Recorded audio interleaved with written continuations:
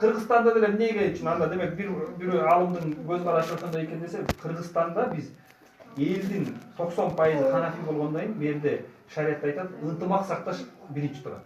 Мисалы айтканда шариатта кээ бир маселелер бар. Ынтымакты буза турган болсо, ошол немени амалды токтотуп коет. Токтотуш керек болот. Амин маселеси ушундай болуп атат да. Азыр амин маселесинен бизде элдерде талаш тартыш, уруш чыгып кетип атат. Мисалы шаарда мушташып кеткендер бар ошону.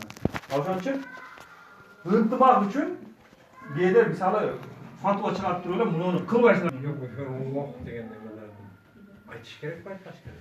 Роббана лакал хамд дегенди, эгер имам сами Аллаху лимен хамд десе, аркадагы адам Роббана лакал хамд дейт. Ошону мисалы өзүм окуп атканда Экөөнтен айтасың. өзүм айтыш керек да, обязательно айтыш керек. Сүннөт. Айтып атпайм, бул сүннөт. Гуфронака деп айтылса керек эле. Неме Аллаху магфирли деп айтылат. Сажда, эки сажданын ортосунда. Ошону Мен кош албайм кетип. Эчтеке болбойт. Туруп ошондой. Биз аялдар суроо да, эми нафил намазды эле мисалы биз айылдайбыз деп кейде калып калып атат го, ошол жана кошумча намаз деп Эми же болбосо дагы бир каза болгон намаз болот турган болсо, Алланы укташ керек эң. неме намаз каза кылып ниет кылып окуш керек. Аны окуп атып, жана кошумча намаз окуй эле коелу. Жок, кошумча намазды окуй бериңиз. Болгондо мен азыр айтат деп ошону.